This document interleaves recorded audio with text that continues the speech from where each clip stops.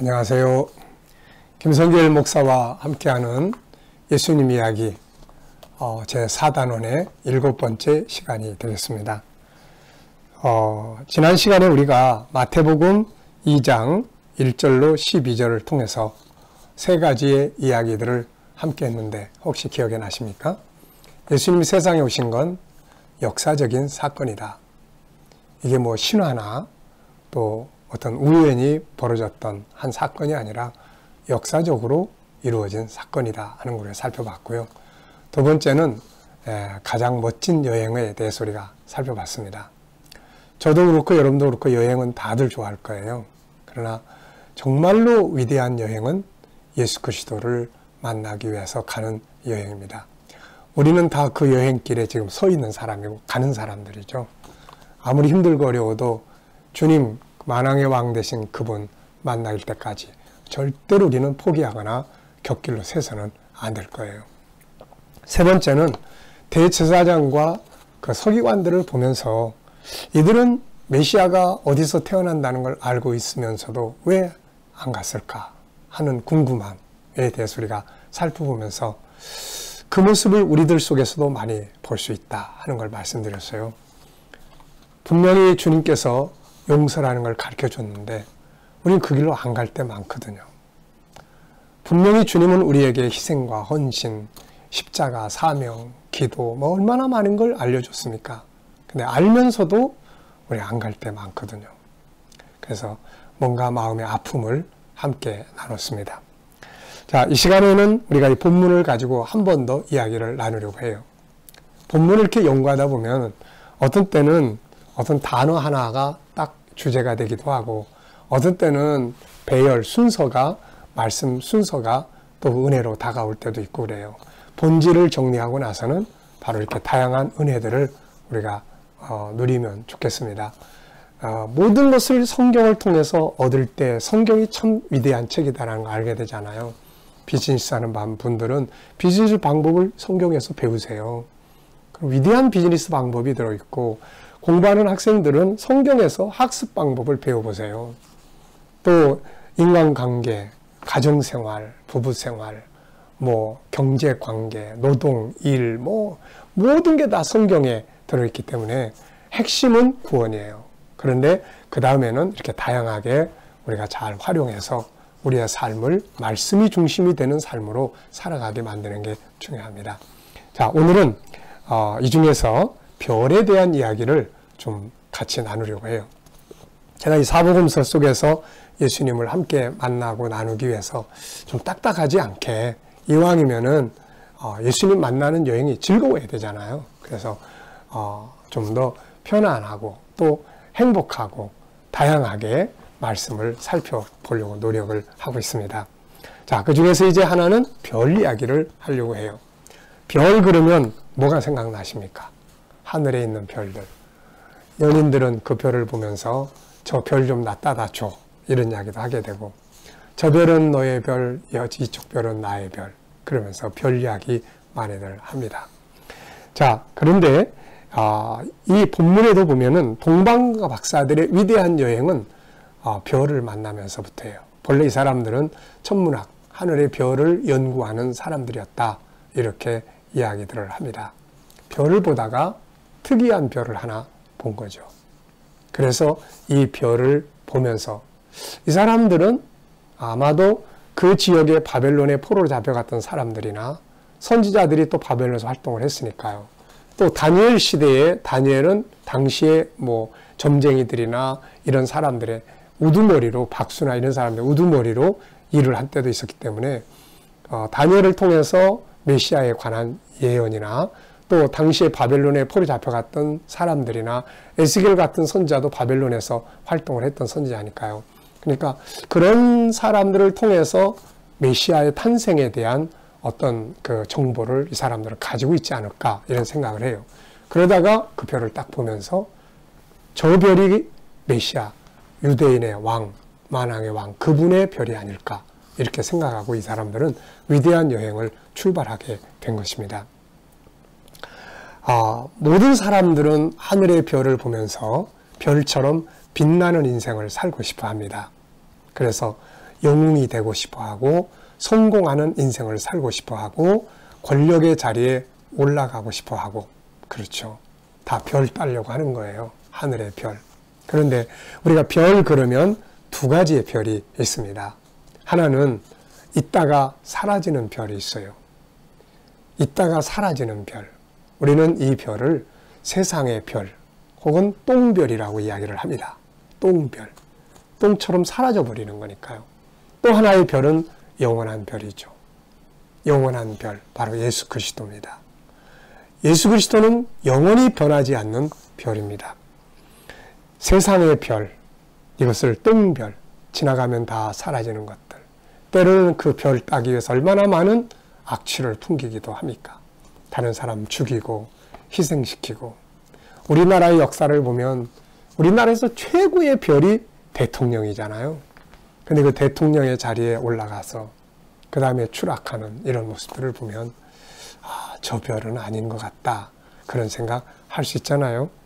권력, 명예, 부귀영화. 이런 별들을 사람들은 따기 위해서 그걸 손에 잡으려고 얼마나 많은 노력들을 기울이고 있습니까? 그런데 막상 그 별을 딱 땄는데 시간이 지나가니까 이게 다 사라져 버리는 거예요. 그리고 냄새 나는 거예요. 네. 그것 때문에 형제가 싸우고 분란하고 남을 희생시키고 고통을 받고. 네. 자, 여러분, 우리는 이런 별들을 따라가서는 안 되죠. 물론 세상을 살면서 우리가 이것을 하나의 선한 방향에서의 목표로 세울 수 있지만, 그러나 이것 자체가 인생의 목표가 되는 그 별을 따려고 인생의 목표로 삼고 가서는 안 되는 겁니다. 나중에 가면 그 별은 사라지는 별들이거든요. 예수님은 자신을 계시록 22장 보면 22장 16절에 보면 예수님은 자신을 광명한 새벽별이라고 말씀하세요. 이 별은 영원히 사라지지 않는 별입니다. 동방박사들은 바로 이 별을 만난 거죠. 이 별의 주인공 예수 그리스도, 그 별을 만난 거예요. 이 별을 따라서 그 멀고 먼 길을 여행을 한 것입니다. 세상의 똥별을 만나러 간 게 아니에요. 헤롯을 만나러 간 것도 아니고 대제사장들, 위대한 성공했다고 하는 종교인들 만나러 간 것도 아니고 화려한 도시 예루살렘을 만나러 간 것도 아니었습니다. 이들은 똥별을 만나러 간 게 아니고 가장 변하지 않는 위대한 하늘의 별을, 영원한 별, 영광의 별이신 예수 그리스도를 만나러 간 것입니다. 그들은 지금 그리스도와 함께 영원히 빛나는 자리에 있지 않겠습니까? 이 똥별 그러면 사도 바울을 생각하게 돼요.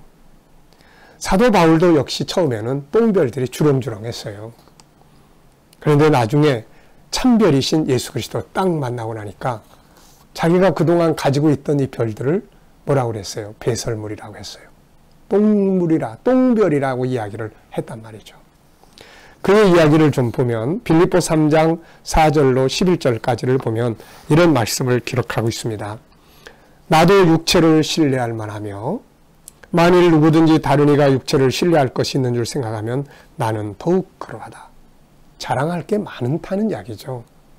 8일 만에 할례받고 정통파입니다. 이스라엘 족속이요, 베냐민 지파요, 왕족입니다. 히브리인 중에 히브리인이요, 율법으로는 바리새인이요. 당시의 사회 지도층이잖아요. 그리고 바울 사도는 헬라의 모든 걸 통달한 헬라 언어에 능통하고 로마의 시민권을 가지고 있고 다 별이에요. 이거 다. 당시 사람들이 다 우러러보는 별들입니다. 이거를 다 따서 가지고 있는 사람이에요. 그래서 그거 자랑하고 그거 가지고 의시되고 그것 가지고 다른 사람 우습게 여기고 그러다가 어느 날 참별을 딱 만났습니다. 참별을 딱 만나고 보니까 자기가 지금까지 가지고 있던 게 다 똥별이라는 걸 알게 된 거예요. 그래서 바울은 이렇게 이야기를 하죠.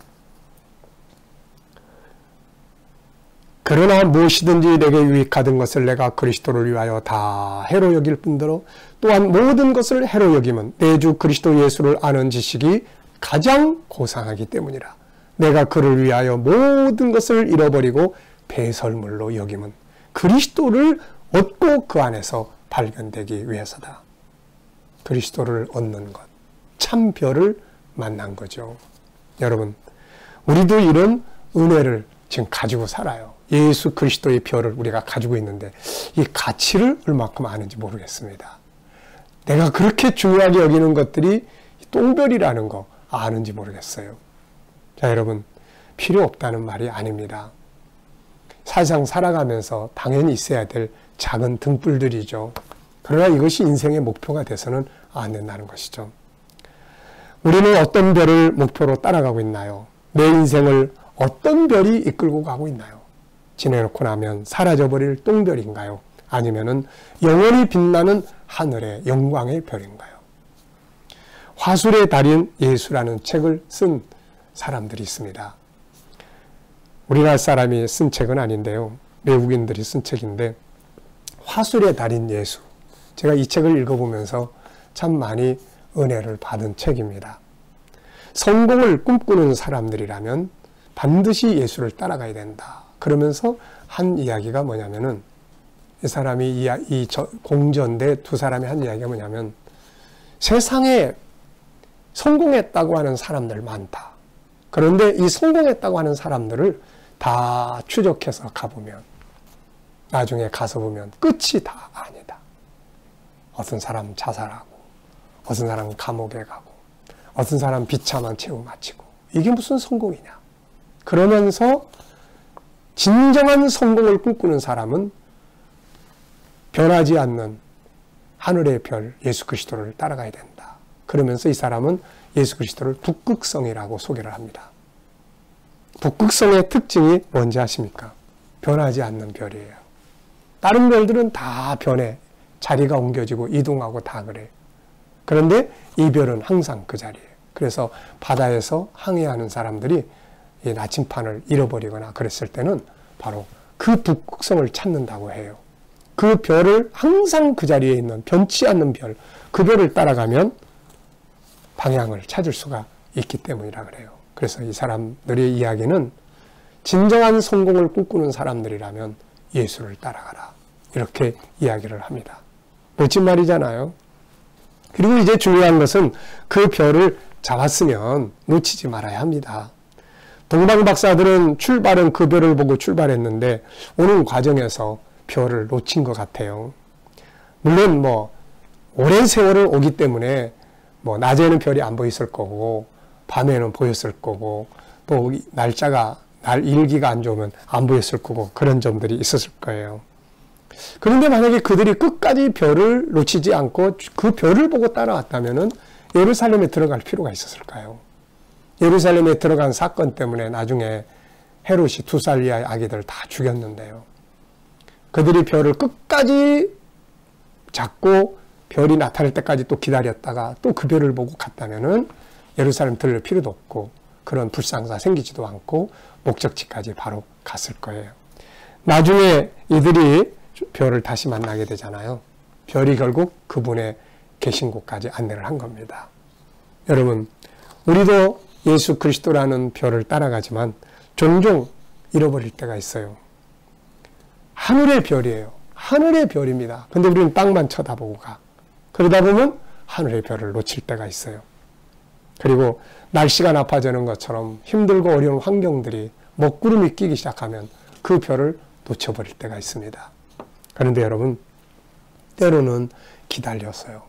먹구름이 지나고 그 별이 다시 눈앞에 나타날 때까지 기다리고 항상 땅의 꽃보다 하늘의 그 별을 주시해서 놓치지 않도록 노력하고 그러면서 그 별을 따라가면 되는 것입니다. 동방박사들의 인생에서 가장 큰 성공이 있다면 무엇일까요? 바로 위대한 별을 만났고 그 별을 따라갔고 마침내 그 별의 주인공 메시아를 만난 일입니다. 오늘 우리 역시 세상에 와서 가장 큰 성공이 있다면 바로 이 별을 만나서 이 별의 주인공을 따라가는 이 길이죠. 이 아직도 세상의 별, 이따가 사라질 똥별을 인생의 목표로 삼고 있다면 늦기 전에 참별, 예수 그리스도의 별로 방향을 바꿔야 될 것입니다. 그리고 이 별을 따라가면서 힘들고 어려워도 절대로 별을 놓치지 말아야 될 거예요. 오늘은 하늘의 별에 관한 이야기를 함께 했습니다. 이 시간 말씀 마치겠습니다. 감사합니다.